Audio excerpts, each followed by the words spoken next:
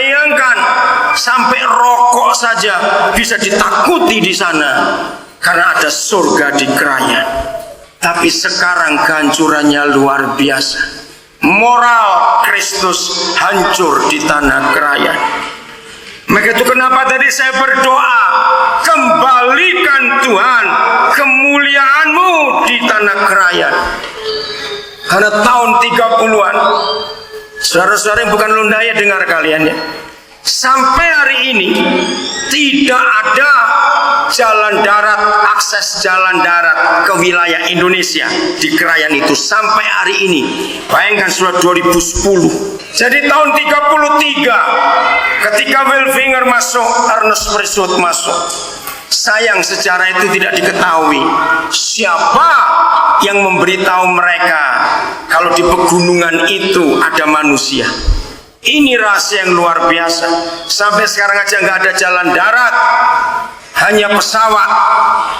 Pak Edi waktu itu keluar jalan lewat mana Pak Edi? Lewat sungai. Dari mana? Long Serapan. Itu enggak dari Kerayanya, di mana Long Serapan? Itu di mana? Long Layu sekarang? Oh, di bawahnya Long Layu. Berapa hari sampai kemana waktu itu Pak Edi? Ingat-ingat. Dari 1 minggu dari Long Bawan ke kemana Pak? Long Seraba. Terus dari situ naik perahu berapa hari ke? 1 hari 1 malam kemana itu Pak? Ke Malino. Itu dayung Pak ya, belum ada motor ya, bayangkan saudara. Nah dari Malino terus Pak Edi kemana? Ke Tarakan. Berapa hari lagi itu? 1 hari 1 malam lagi lewat laut tuh Pak ya.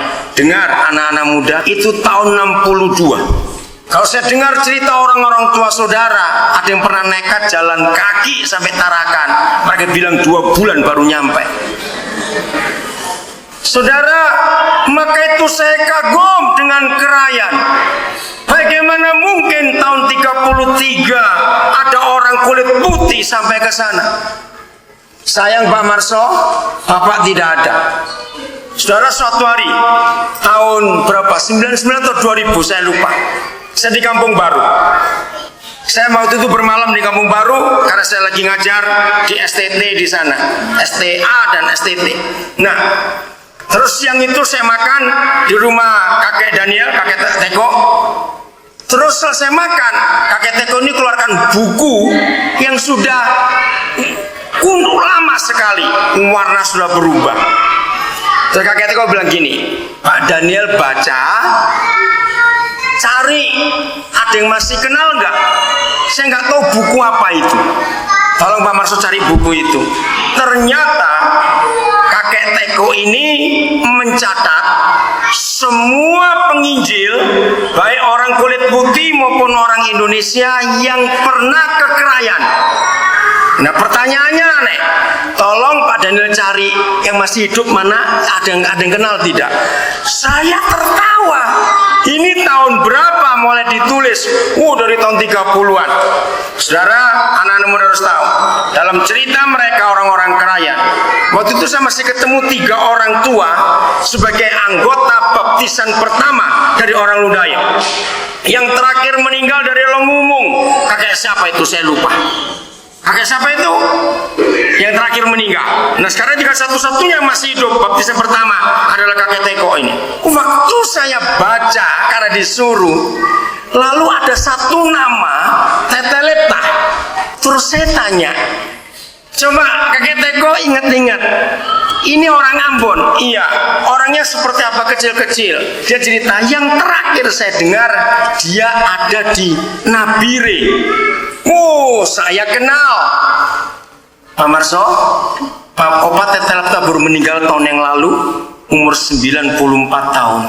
Ternyata Opa Tetelepta ini 4 tahun tinggal di Krayan, dari tahun 37 sampai 41 sudah. Dari Krayan saya pulang ke Nabire, saya cari. Saya bilang, Opa, ada kabar baik. Nah, kakek Teko pesan begini, Pak Daniel, bawa orang itu kesini sebelum saya mati atau sebelum dia mati. Bayangkan, wah ini tugas yang repot buat saya. Tapi saya sampaikan. Terus saya pulang ke Nabire, saya ketemu Opa Tetelepta. Saya tanya, Opa, apa betul Opa pernah ke Krayan? Oh iya. Nah, namanya orang tua, dia cerita kampung-kampungnya saya nggak pernah tahu. Sudah hilang semua kampung-kampung itu yang dikunjungi tahun 37 sampai tahun 41. Saudara, lalu saya bilang ada satu orang tua ingin ketemu Opa. Waktu itu dia sudah nggak berdaya lagi. Dia bilang nggak mungkin saya ke Krayan. Tahun 37 saja saya itu dipikul, dia bilang begitu. Jalan ke kampung-kampung saya ini dipikul. Itu saya masih muda, apalagi sekarang. Saya bilang sudah ada pesawat sekarang, saya bilang begitu. Nggak usah dipikul lagi. Ada motor juga. Saudara, saya kembali lagi ke Krayan. Saya bawa fotonya Opa Tetelepta. Kakek Teko sudah nggak ingat lagi. Tapi dia bilang, sampaikan terima kasih kami. Apa yang Opa orang itu tabur ada sampai hari ini. Saudara, itulah sejarah yang luar biasa. Nah, ayo kita renungkan ayat ini. Segala sesuatu yang dilakukan Tuhan akan tetap ada untuk selama-lamanya. Anak-anak muda, saya mau tanya kepada kalian, kalau yang dilakukan yang maha besar harus tetap ada untuk selama-lamanya, siapa yang meneruskan?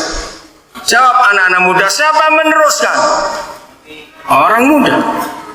Supaya tetap ada sampai selama-lamanya. Hal itu tidak dapat ditambah, tidak dapat dikurangi. Tuhan berbuat demikian supaya manusia takut akan Dia. Terakhir kali saya ke Krayan, saya marah. Saya bilang, enak saja yang lain gak pernah berjuang. Lalu sekarang mereka masuk, lalu ngambili anak-anak kita. Ngerti maksud saya ini?